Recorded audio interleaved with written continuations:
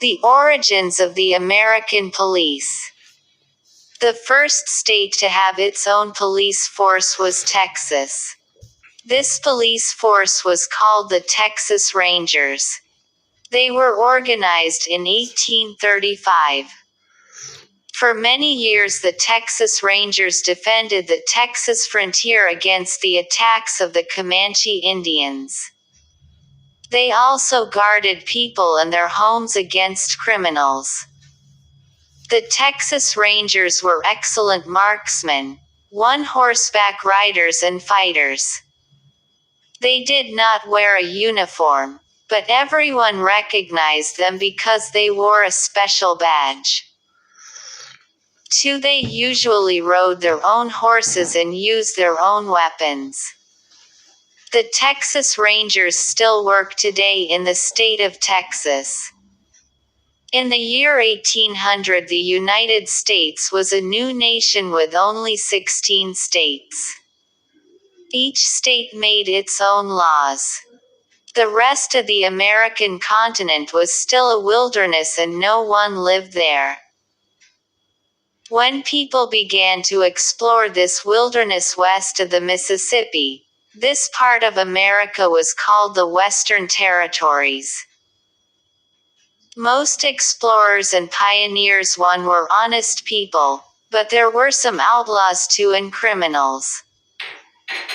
Some famous outlaws were Billy the Kid, Jesse James, the Dalton Gang and the Clanton brothers.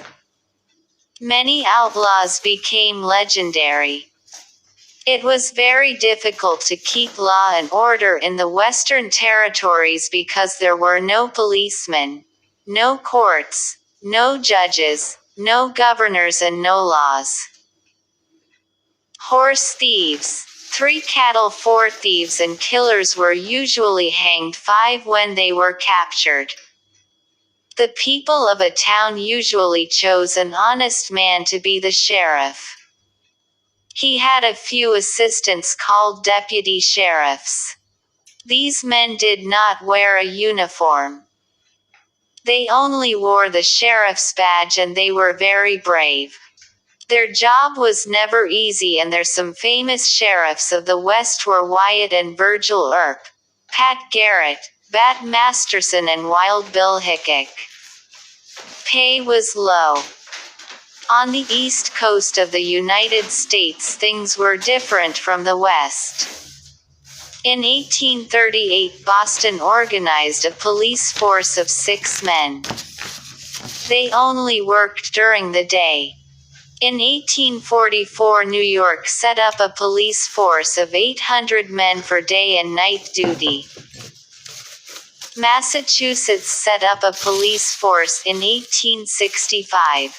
By 1870 almost all important American cities had a police force. Life in the West was very different from life in the East, where there were newspapers, libraries, theaters, good schools and universities. The people of the East were interested in local and national politics.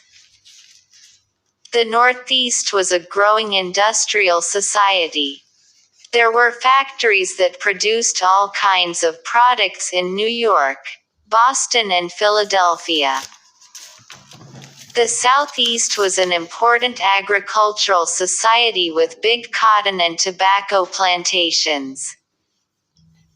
The people who worked on the plantations were slaves until the 1860s. In 1862 Abraham Lincoln, the American president, issued the Emancipation Proclamation which said that all slaves should be free by January 1863. The question of slavery was one of the reasons for the American Civil War, 1861–65. When the North won the war in 1865, the Emancipation Proclamation became law all over the United States. In the late 1800s,